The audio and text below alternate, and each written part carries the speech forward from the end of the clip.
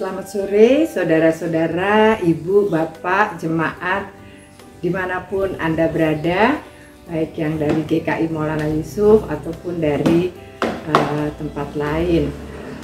Kembali pada sore hari ini saya mendapat tugas untuk memberikan materi dalam kegiatan Biola Bina Iman online saja, ya. Adapun materi yang akan saya topik maksud saya yang akan saya berikan adalah lapar siapa takut, I am the bread of life. Itu yang saya pilih menjadi topik hari ini. Mengapa saya memilih topik tersebut, ya, menggunakan istilah lapar?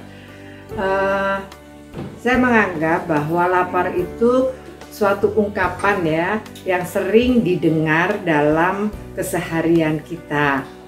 Nah, dan juga berkaitan dengan sesuatu yang perlu penambahan, ya. Jadi ada lapar yang karena perutnya menagih, ya.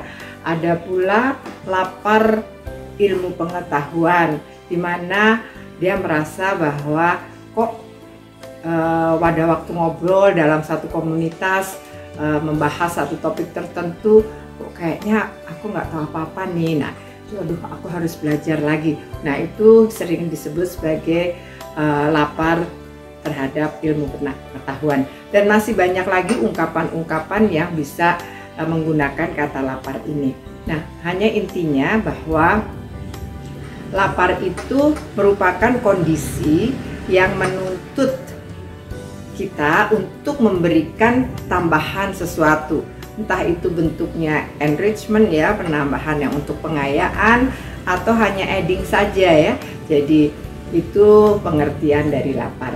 Kemudian lapar siapa takut itu sebetulnya dengan kondisi apapun kita itu tidak perlu takut, ya. Sebagai umat Tuhan kita harus terus bersyukur, ya. Sehingga memilih topik ini juga mengandung makna bagi saya bahwa saya ingin menaikkan rasa syukur saya karena mendapat dalam keseharian saya memperoleh didikan dan pengajaran Allah, ya, dari berbagai peristiwa atau hal-hal yang bersinggungan dengan kehidupan saya sehari-hari. Mudah-mudahan ada satu standar pemikiran yang sama, ya, antara saya dan rekan-rekan semua. Itu tadi mengenai pemilihan topik. Lalu apa yang menjadi latar belakang saya untuk memberikan materi dengan topik tersebut? Jadi I'm the bread of life, jadi roti hidup, ya. Saya akan memulainya dari istilah roti dulu, ya. Jadi roti atau bahasa kerennya bread itu banyak sekali kita temui di sudut-sudut bumi ini, ya, baik itu di Amerika, negara-negara maju, ya, negara-negara di Eropa, bahkan negara-negara di Asia dan India, ya, di Saudi Arabia atau India, sebagian besar bukan sebagian besar, ya, di Asia itu menggunakan istilah roti. Kenapa digunakan? Karena roti itu dipakai oleh mereka sebagai makanan pokoknya atau staple food, ya, baik di negara maju, negara berkembang. Nah, bagaimana di Indonesia sendiri? Di Indonesia roti itu sudah dikenal sampai ke sudut-sudut tempat terpencil, daerah terpencil, ya, sudah dikenal. Karena apa? Karena memang roti itu sudah menjadi makanan pokok kedua. Karena di Indonesia makanan pokok pertama kan nasi ya. Nah, roti itu sebagai makanan pokok kedua. Banyak sekali masyarakat dari golongan menengah ke bawah itu untuk bekerja di pagi hari, untuk praktis mereka memakai atau mengonsumsi roti ya. Nah, roti pun selain ada di mana-mana, bentuknya pun bermacam-macam, rasanya pun bermacam-macam, dan untuk memperolehnya sudah sangat mudah karena di minimarket, supermarket, bahkan di pasar-pasar tradisional kita sangat mudah ya menemukan roti sebagai makanan penahan lapar kita ya. Nah, contoh saja ya, di area saya tinggal itu ada hampir 3, 4 atau 5 brand roti loh yang ditawarkan. Nah, caranya gimana mereka menawarkannya? Selain yang online, mereka juga menawarkan melalui tukang roti keliling. Ya, kalau dulu itu tidak naik motor ya, sekarang naik motor ya, bahkan ada yang naik mobil dengan brand-brandnya. Jadi begitu mudahnya ya kita tuh memperoleh roti itu. Bahkan ketika kita sedang tidak terlalu berminat pun, roti itu bisa diperoleh right on our doorstep ya, gitu ya. Jadi seolah-olah kita nggak minat juga, ada roti, ya udah makan aja gitu ya. Karena apa? Karena pedagang keliling itu akan berputar terus untuk menjajakan roti tersebut. Dan dari anak-anak sampai orang tua itu sekarang sudah menyenangi roti. Nah, itulah latar belakang yang menjadi alasan ya mengapa pemilihan topik itu berbasis roti ya. Nanti ada roti yang kita konsumsi, juga ada roti yang roti hidup ya. Itu nanti kita akan bahas setelah ini ya. Dan selanjutnya saya akan ingin juga masih mengenalkan roti, bahwa ternyata perjalanan transformasi preferensi roti itu tidak begitu saja. Itu tersentuh oleh perkembangan teknologi ya. Jadi teknologi pangan atau food technology ya. Bahkan baking teknologi yang lebih spesifik lagi itu berkembang dengan cepat ya. Senang ya berkembang dengan cepat, tapi apa yang menjadi masalah di sini? Apakah dengan capaian sedemikian rupa itu telah berhasil memenuhi hasrat manusia di dalam memperoleh makanan yang lezat, bergizi, juga berkualitas? Karena apa? Ada pertanyaan itu karena manusia tidak pernah puas. Lalu kalau demikian, apa yang harus kita lihat ya? Kita lihat ke belakang, kita lihat di dalam bacaan Alkitab, atau kita hubungkan ya dengan Bina Iman ini ya. Jadi saya memberikan topik untuk mengantar ke pembahasan itu, subtopik yaitu manusia, roti, dan perjanjian lama. Jadi memang kalau tadi saya menjelaskan mengenai roti yang ada saat ini, zaman dulu dari 10.000 tahun yang lalu, itu hasil survei yang saya dapat dari beberapa referensi, itu sudah dikenal. Bahkan di perjanjian lama di Alkitab itu pun sudah berulang-ulang kali, baik perjanjian baru roti itu disebut-sebut, dan juga perjanjian lama roti itu disebut sebagai mana ya. Kalau kita mengingat ya kisah yang terjadi pada bangsa Israel ya, ini yang di catatan saya, itu di Keluaran 16 1 sampai 4 itu kalau dirangkum, saya rangkum itu, mereka itu walaupun mendapat dalam kondisi kelaparan pada saat ya, pada saat kondisi kelaparan mereka itu bersungut-sungut. Jadi ini terjadi pada saat proses eksodus ya, dari Mesir ke tanah Kanaan. Mereka merasa lapar ya, dan mereka mulai berteriak-teriak, bersungut-sungut ya, sehingga Tuhan tidak mau membiarkan umatnya terus-menerus seperti itu. Kemudian dia menurunkan mana dari langit ya, bahkan dikatakan di Alkitab hujan roti ya, itu dikatakannya seperti itu, yang berlimpah ya. Nah, roti itu tadi saya sebut juga sudah disebut mana bagi orang Israel. Nah, sudah diberikan kan selama 40 tahun, diberikan diberikan roti atau mana untuk memenuhi kebutuhan makanan mereka sehari-hari. Tapi pertanyaannya lagi, puaskah bangsa Israel? Ternyata di Bilangan 11 ayat 6 itu mereka tetap menggerutu bosan ya. Itulah sifat manusia.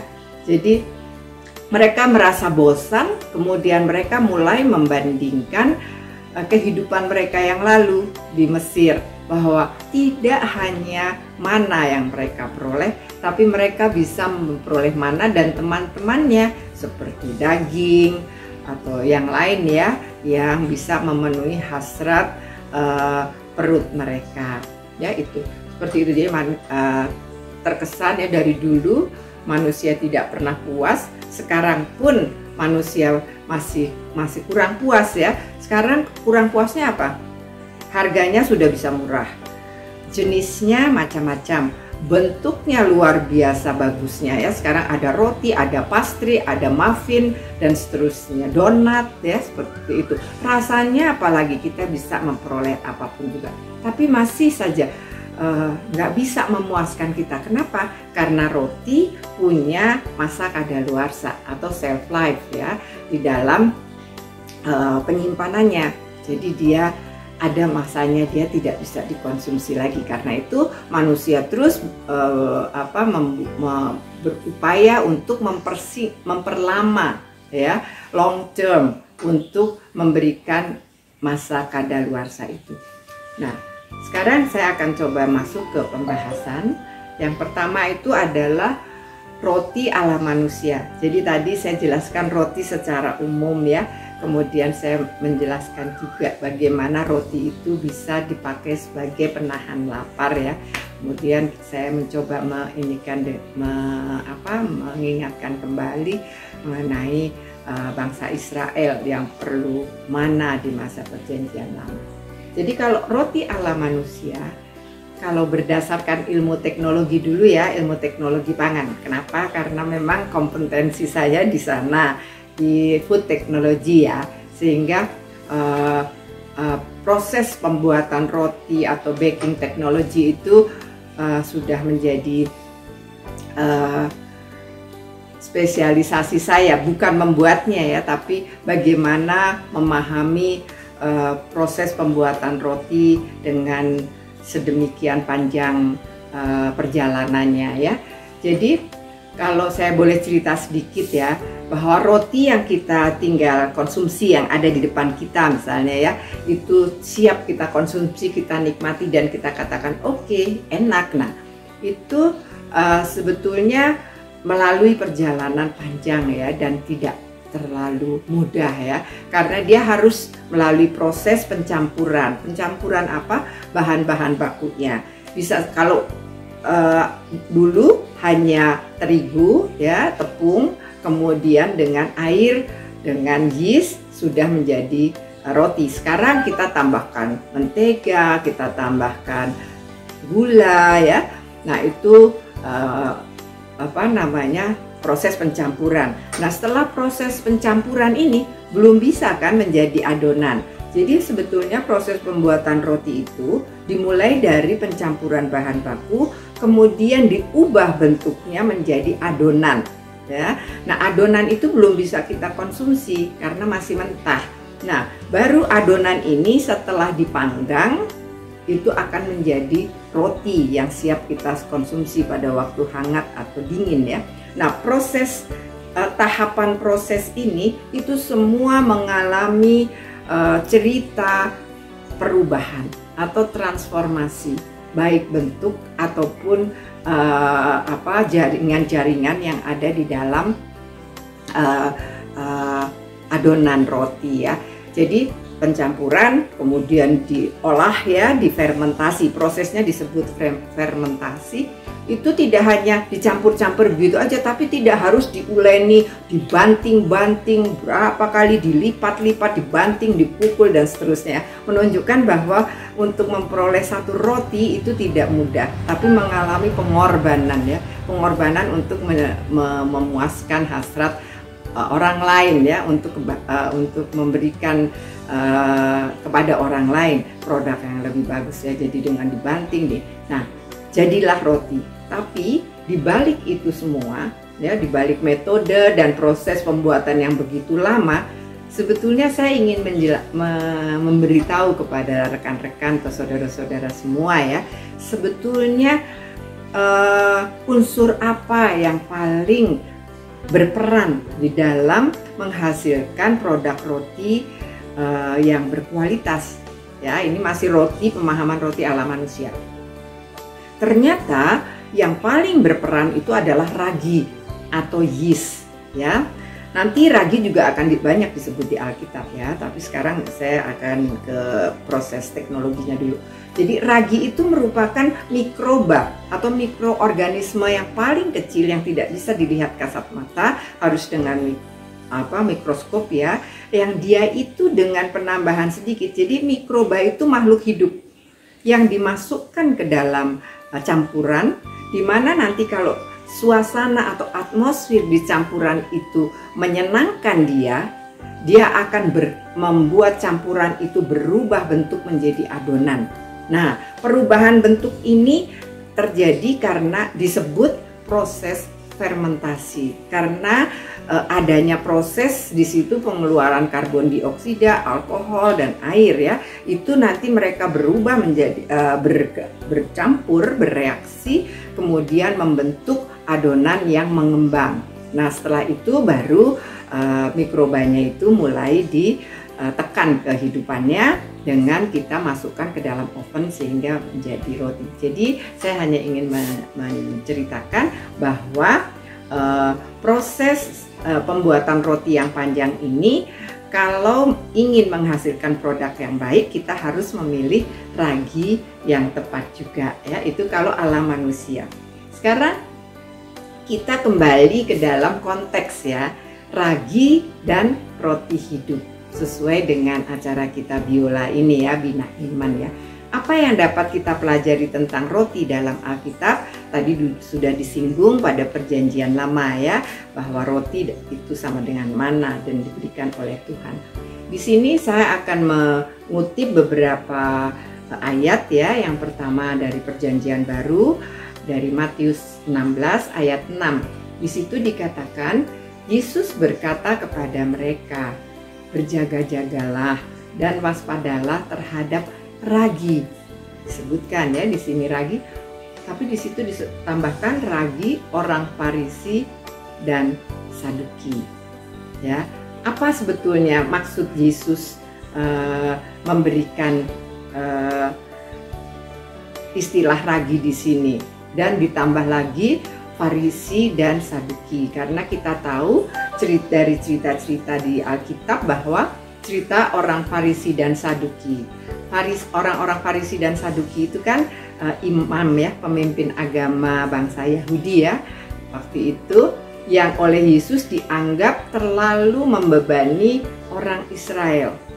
Dengan apa? Dengan hukum-hukum yang mereka buat ya, dogma yang mereka buat, yang sebenarnya mereka sendiri tidak mentaati peraturan itu, karena mereka merasa bahwa mereka itu lebih suci daripada orang lain. Itu dari referensi yang saya peroleh. Karena itu Yesus mengingatkan bahwa, atau bahkan mengisyaratkan untuk mengajari murid-muridnya itu berhati-hati ya terhadap tadi ragi Farisi dan dari orang Farisi dan Saduki, di mana itu merupakan dianalogikan sebagai ajaran sesat ya. Tidak peduli itu tuh ajaran itu di gereja ataupun di luar gereja. Di sini juga di Galatia juga saya tambahkan ya sedikit, Galatia 5 ayat 9 menjelaskan bagaimana pengaruh ragi dalam pembuatan roti ya. Di sini dikatakan sedikit ragi sudah mengkamirkan seluruh adonan. Jadi kalau raginya terpilih, maka adonannya akan berkualitas ya, walaupun dengan sedikit saja. Tapi kalau itu tepat ya takarannya, itu bisa memberikan kualitas adonan yang baik. Sama dengan di sini bahwa sedikit ragi bisa mengkamirkan ya seluruh adonan. Jadi ajaran-ajaran yang baik yang terpilih itu bisa menghasilkan dampak yang luar biasa terhadap orang-orang yang diproses pada waktu itu gitu ya. Baik, itu kemudian di dalam topik saya di atas tadi saya juga memilih pengistilahan I am the bread of life. Nah, karena itu ada di Yohanes 6 ayat 35 ya, akulah roti hidup. Nah, pembahasan di sini saya akan coba membahas roti hidup itu ya secara singkat. Jadi saya ingin mengatakan bahwa sedemikian lezat dan sesehat apapun roti, tetaplah bahan pangan. Yang tadi di depan ya, tetaplah bahan pangan sebagai bahan pangan olahan lain. Memuaskan sesaat tetapi tidak tahan lama. Nah itu karena dia punya masa kadaluarsanya. Tetapi jenis roti yang tidak punya expired date itu yang mana sih? Ini Matius memberikan ajaran kepada kita ya. Dia jadi ada roti tapi tidak punya masa kadaluarsa ya, jadi nggak punya shelf lifetime ya, seperti itu. Nah di sini dikatakan oleh Matius, manusia hidup bukan dari roti saja yang dia konsumsi, tetapi dari setiap firman yang keluar dari mulut Allah. Demikian Yesus berkata pada iblis yang mencobainya di gurun. Ya, jadi di situ disebutkan ya, jadi tidak hanya dengan roti yang dalam cerita atau pemikiran kita tadi, tapi adalah ingin menjelaskan bahwa roti hidup itu adalah firman. Ya, kemudian Yohanes juga mendukung, di situ dikatakan Yesus berkata kepada mereka muridnya, akulah roti hidup. Di sini pernyataan betul bahwa Yesus ingin menyatakan akulah firman itu. Barang siapa datang kepadaku, ia tidak akan lapar lagi. Kapanpun ya kita perlu, kita akan dikenyangkan. Nah seperti itu ya. Jadi barang siapa datang kepadaku, ia tidak akan lapar lagi. Dan barang siapa percaya kepadaku, ia tidak akan haus lagi. Apa yang dimaksud Yesus dengan pernyataan itu? Di sini dikatakan juga di dalam ini ya, secara eksplisit tapi ya, di dalam versi MILT ya, atau Modified Indonesian Literal Translation ya, tahun 2008.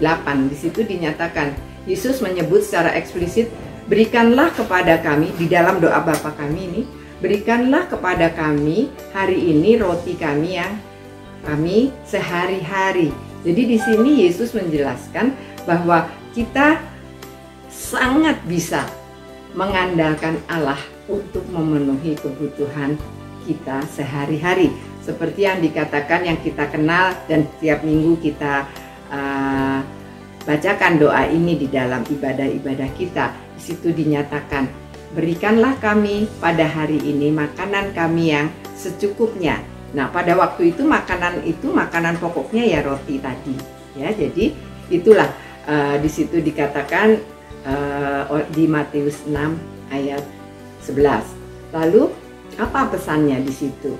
Jadi di situ juga dikatakan bahwa di Alkitab kita dikatakan bahwa bekerjalah bukan untuk makanan yang dapat binasa. Yesus mengatakan seperti itu, melainkan untuk makanan yang bertahan sampai kepada hidup yang kekal yang akan diberikan anak manusia kepadamu. Saya bacakan ya, sebab dialah yang disahkan oleh Bapa Allah dengan meterainya. Itu ini apa yang penutup dari pembahasan saya ya, yang menghubungkan lapar ya. Tadi dari topik ada lapar, kemudian ada pemenuhan roti, kemudian kita kaitkan secara alkitabiah dengan perjanjian lama, di mana lapar itu bisa saja terpenuhi tetapi pada punya waktu ya, karena berikutnya akan lapar lagi, tetapi roti yang diperoleh itu harus dibuat lagi karena roti punya masa kadaluarsa. Kemudian juga fungsi ragi di mana dia akan menghasilkan roti yang berkualitas. Tapi semuanya itu adalah pemikiran-pemikiran manusia. Nah, pada waktu perjanjian baru ada roti hidup, and the bread of life tadi. Jadi saya ingin coba membuat satu benang merah ya.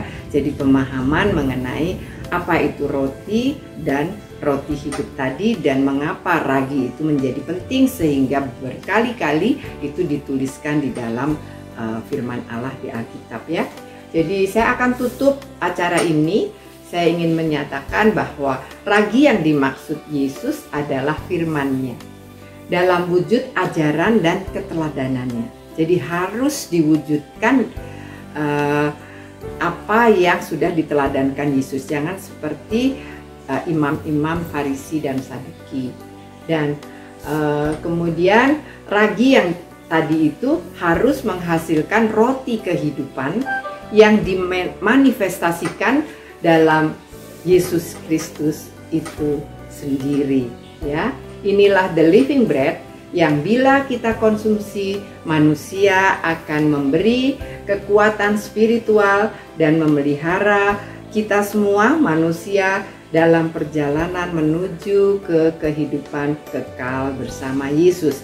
Itu menjadi penutup atau bagian akhir dari materi yang saya bawakan hari ini. Bagaimana Yesus memang kita yakini adalah sebagai roti hidup dan akan memelihara, mengenyangkan kita sepanjang perjalanan hidup kita sampai pada kehidupan kekal nanti.